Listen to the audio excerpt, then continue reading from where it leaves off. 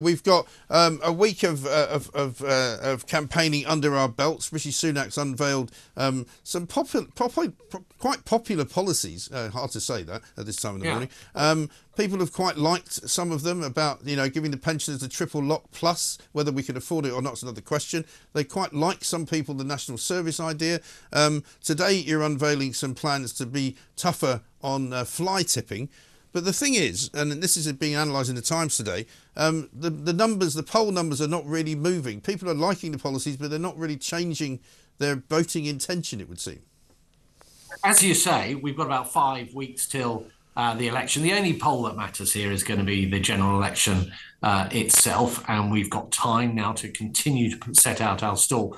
But as you're just saying, we've got some very positive, very bold, very clear policies that are coming forward with. I'm responsible for work and pensions, and to be able to go out and have this pledge around the triple lot plus, keeping pensioners out of paying income tax, unlike Labour, who have dismissed all of this and want to basically preside over a situation where millions of pensioners are now paying income tax, which we don't think is right. But you're right, we're doing all those things. We have some time to go, and the choice is very clear. We've brought the country through some very difficult times with COVID and the inflation that visited us through the Ukraine-Russia war. We've got that inflation down, real wages growing in each of the last 10 months. The growth in the economy in the last quarter, the joint fastest in the G7, and we've got much more to do with our bold and clear plan. Labour, by contrast, has got nothing to say, really. They've got no plan whatsoever. I mean, you just see it there and all this stuff around Diane Abbott at the moment, where, Keir Starmer seems to be being, they're attempting to dictate to him, Angela Rayner and Anas Sarwar, the Labour leader in Scotland, while he just sort of bounces around somewhere in the middle. Well, there seems to be a sort of purge going on of the left in the Labour Party, but of course the Tories, unfortunately for you guys, Mel, are sort of leaking people as well. Another defection yesterday from a guy, to be honest, I must admit I had never heard of. So, yeah, I mean, look, it's always sad to see when somebody does that. The reason why Mark he set out in a letter that he published at the time to explain his actions.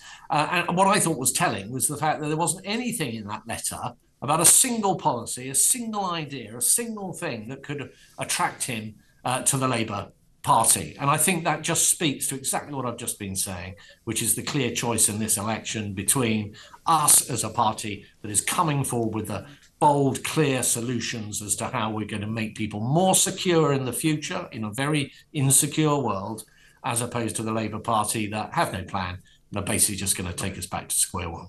Let's have a listen to what you want to do with fly tipping, because I understand you want to make people more punishable by having points put on their licence. Yeah, absolutely. So fly tipping is a disgraceful activity. It blights communities. We are absolutely determined to tackle all sorts of antisocial behaviour, and we published a plan last year to that effect. And one part of it is to tackle fly tipping. So we now have raised the fixed penalty notice for those that are convicted to £1,000. You can go to prison, of course, if you're caught in the act of fly tipping. We've been depriving people of access to their vehicles that they've been using for this, using the law. But we're going still further now by saying that where people are convicted, we will be looking at applying points to their driving licenses. Now, that's important, of course, because they're typically using vehicles for this dreadful activity. And in many cases, of course, extra points will mean that their driving licenses are confiscated altogether. So we think that it's really important that we send a very clear message on this particular area. Okay. One of the things that we do here, Mel, in our brand new form of Morning Glory, is we get voice notes in from people who ask questions. And so we've got one here for you, actually, and it comes from Jackie, who's got a question about the fly tipping. Could you ask Mr. Stride, how are we going to catch fly tippers? Because the reason why they do it is that there's a low chance of being caught and impose points on the licences when we can't even stop shoplifters. It's not a bad question.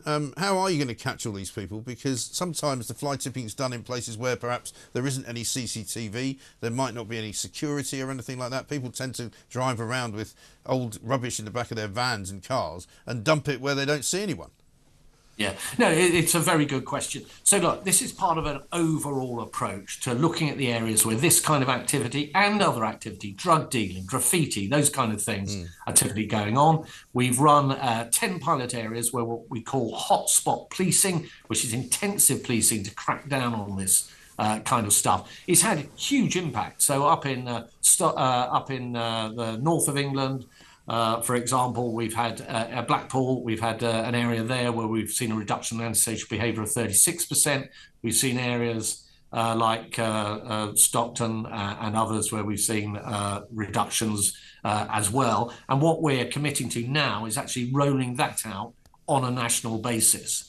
So more intensive policing in those areas where it's needed. And of course, we're a party that's recruited 20,000 more officers, exactly as we pledged to in the past, because we take these kind of issues and law and order more generally so seriously. But we do have a problem, don't we? I mean, we've got the shoplifting problem that Jackie mentioned. I mean, with that awful drive-by shooting in North London 2 days ago, where a little 9-year-old girl is in hospital with very, very serious injuries. You know, there is a sense that Britain, in many respects, in many areas, is a bit lawless.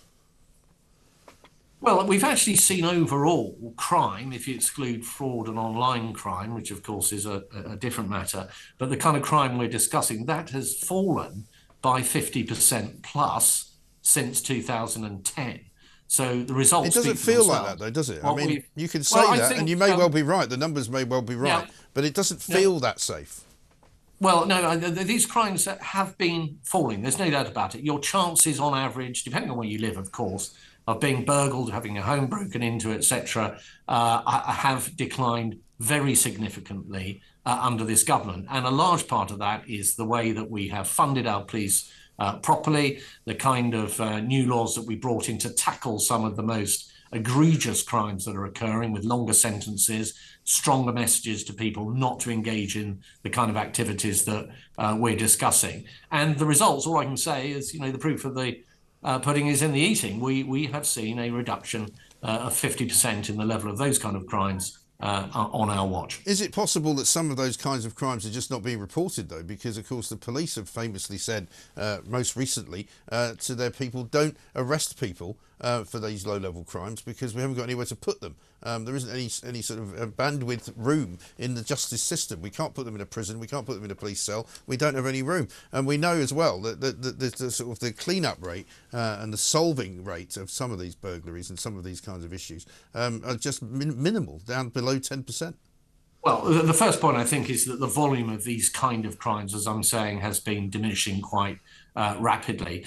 In terms of what the police do when contacted by the public, we have actually made it very clear in recent times that we expect the police to investigate every single crime of the kind of nature that we're discussing. Well, that is our position, and that is what we expect. And that is why we have invested so heavily in our police, got all those new officers recruited, and we have reached our 20,000 that we pledged previously for exactly that particular reason. Well, Labour have said there's 13,000 police that they'll get back out onto the streets who are currently sitting behind desks and not really doing very much.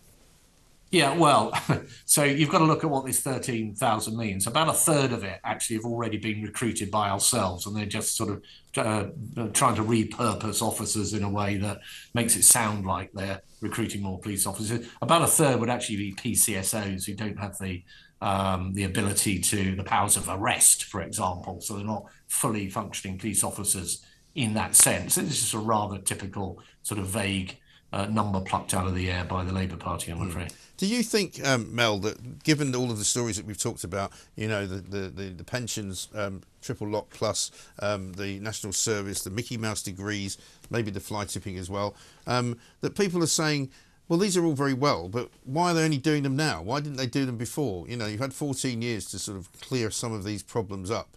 And many people are now saying, we're not sure that this is actually anything that will ever happen under if a Tory government was re-elected.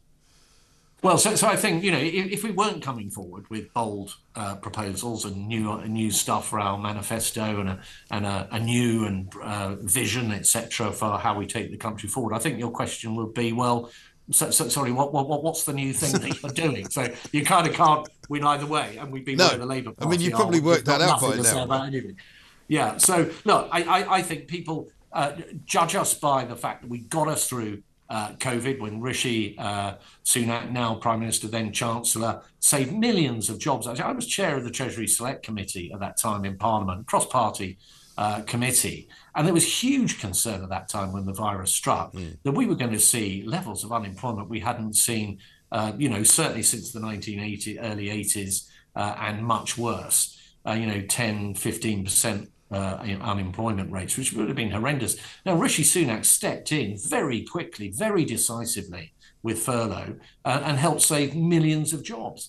And I think similarly with inflation, the inflationary challenge, my department has dispensed billions of pounds of cost of living support to people over the last year or so, including to millions of low-income households, to disabled people, to pensioners, as well, some of these payments totaling over £1,000, because we recognise we need to look after the most vulnerable people in our society. But at the same time, we need to get taxes down so that work pays. And that's why we've cut national insurance by a third, with the average worker saving £900 a year in tax. That benefits 29 million workers, and no tax, keeping our pensioners out of tax, because we think it's important that they can retire with dignity and with security. And how is Rishi, finally? Because I was reading a piece the other day in which it said that, he tries to be as upbeat as he can be in cabinet meetings, but actually he can't quite believe how unpopular he is in the country. He doesn't think it's fair. Is that a correct...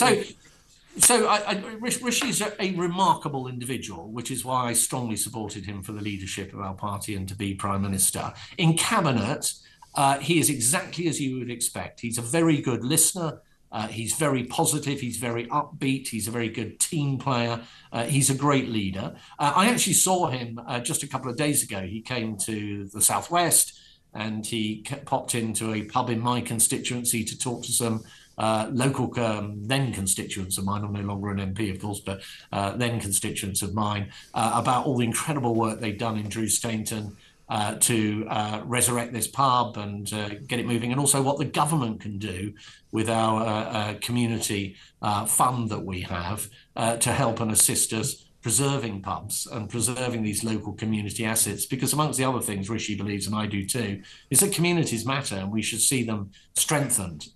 So in answer to your question, he's incredibly upbeat. He's amazingly resilient. He's a very intelligent, focused, good person. Okay.